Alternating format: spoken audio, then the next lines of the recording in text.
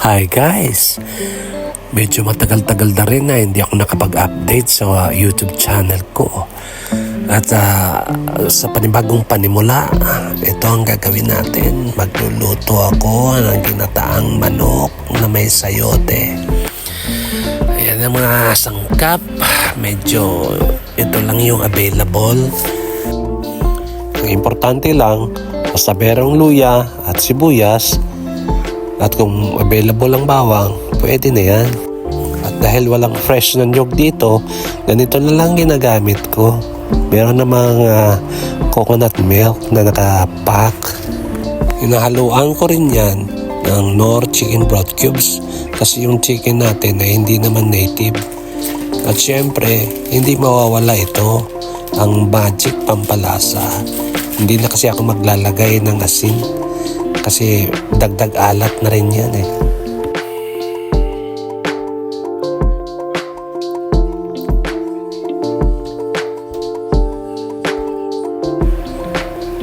At meron din akong patis guys para dagdag sa linamnam.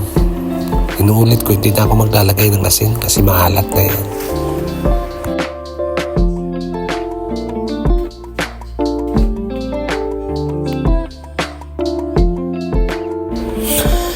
At ito na, umpisahan na natin ang mag-isa. Buhusan natin ng mantika guys. Yung olive yung ginagamit ko para hindi siya masyadong mataas sa cholesterol. At una kong ginigisa dito ay yung luya.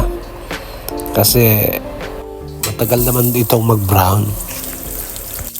Shout out nga pala kay Ikay Vlog na nasa Al-Kubar, Saudi Arabia at kay Jean Matianyang ng Kuwait. Hindi nila ako iniwan. Nandiyan pa rin sila nakasuporta mula umpisa hanggang ngayon. At isunod ko yung sibuyas guys kasi nga matagal siyang mag-caramelize.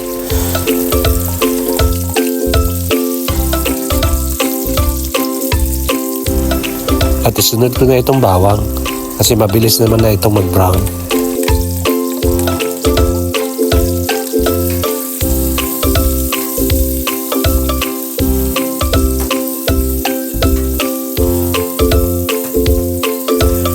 At dahil nag-caramelize na yung sibuyas, isunod na natin yung manok.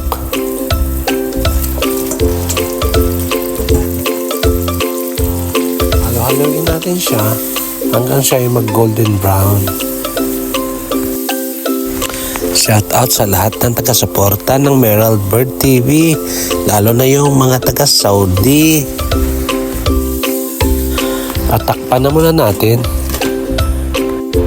At pagkalipas ng isang linggo, check muna natin kung medyo nagtuyo na ba siya para pwede na nating ilagay yung unang gata, unang pinigang gata.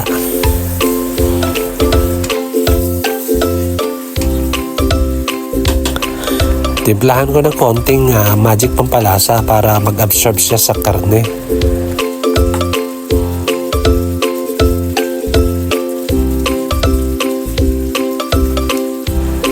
At ihalo ko na rin yung Knorr chicken cubes para pag nag-brown siya konti, mag-absorb siya sa laman para malinamnam.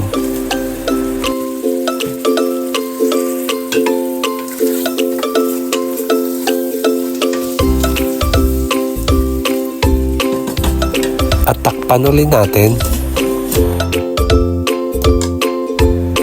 At ilagay ko na rin itong unang pack ng gata kasi dalawa ito para hindi matuyo yung ating niluluto.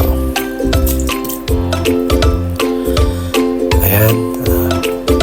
Hindi na ako maghahalo ng tubig dito kasi dalawang pack naman yun na maliliit. At saka magtutubig na din yung karne ng manok mamaya-maya.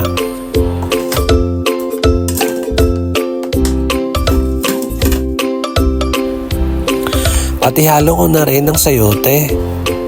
Ayan. Kasi medyo matagal-tagal lutuin ito.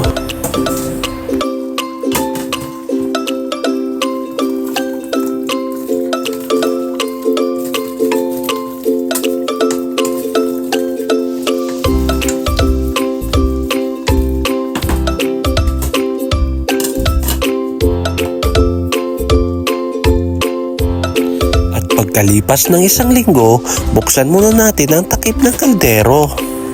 At lagyan natin ng kaunting patis para manuot sa laman. Shoutout nga pala kay Lintonatic Vlogs na nasa Saudi Arabia. At shoutout din kay Miss Cynthia Rimbik Vlog na nasa Norway. At shoutout din kay kabayang Maria Alexandra San Juan na nasa Saudi Arabia. Salamat sa walang sawang pagsuporta ninyo mga guys. At i-check ko kung malambot na ba yung sayote. Kaso medyo matigas pa siya. Kaya takpan natin uli. Hirap talaga kapag barado ang ilong. Buisit. At dahil walang dahon ng sili, ang ginawa ko, yung dahon na lang ng pechay. Para-paraan lang yan. Para kunyari, merong dahon ng sili, ano. At panghuli ko na ito ihahalo. Kasi mabilis na lang naman ito maluto. At meron din sibuyas dahon. Ito yung pampadagdag sa gulay ko. Okay naman siya.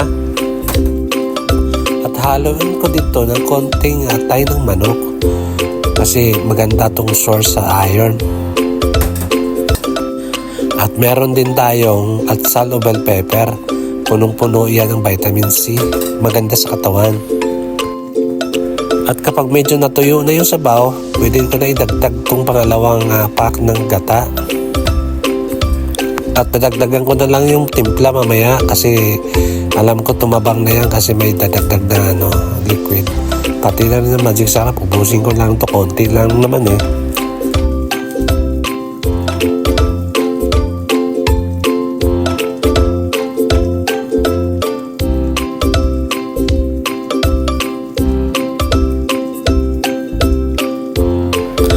At meron din akong nabiling pinya kanina. Medyo okay siya. Sa tingin ko matamis to. Masarap to pampahimagas. Panghimagas mamaya, ano? Pagkatapos kumain.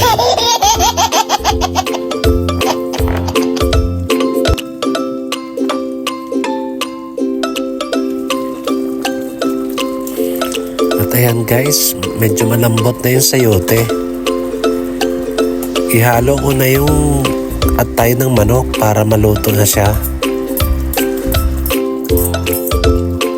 At isunod ko na rin yung bell pepper kasi makakapal naman mata.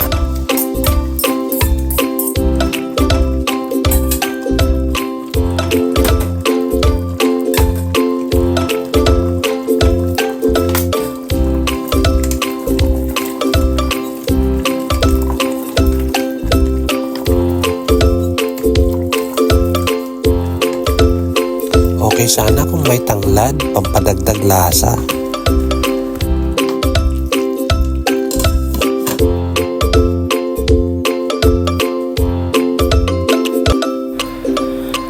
At ihalo ko na yung kakanggata kasi unti-unti nang natutuyo yung unang nilagay.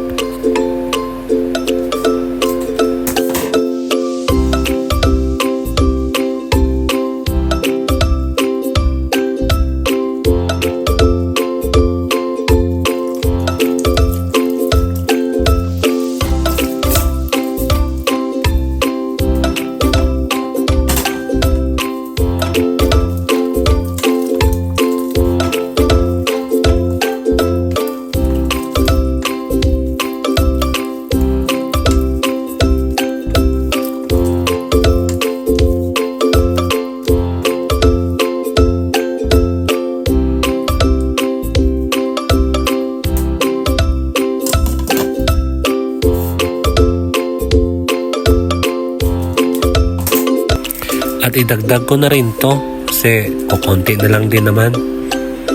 At isusunod ko itong dahon ng sibuyas, yung mga dahon-dahon at pati itong dahon ng pechay na kunwari dahon ng sili. At ihalo ko na itong dahon ng leeks guys o dahon ng sibuyas kasi malapit naman ang maluto. Ayan.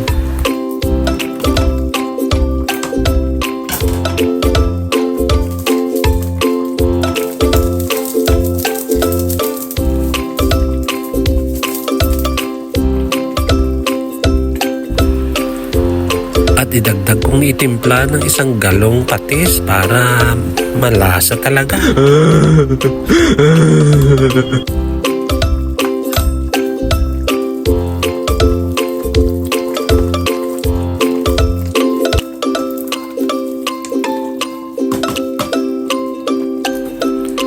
At ihalo ko na yung dahon ng pechay na kunwari dahon ng sili.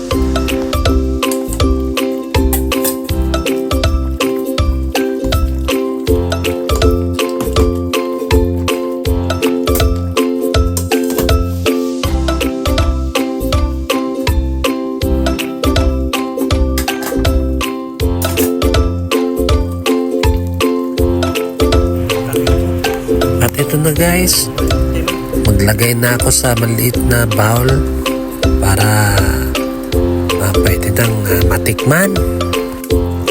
At yun nga guys, bago ko matikman, ako ang nakatikim, nag-ground pa ako.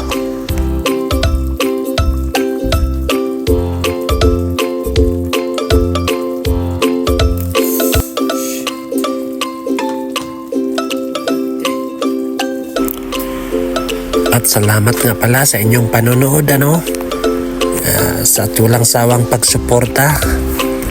Diyan na muna kayo at kami kakain na muna. Bye-bye!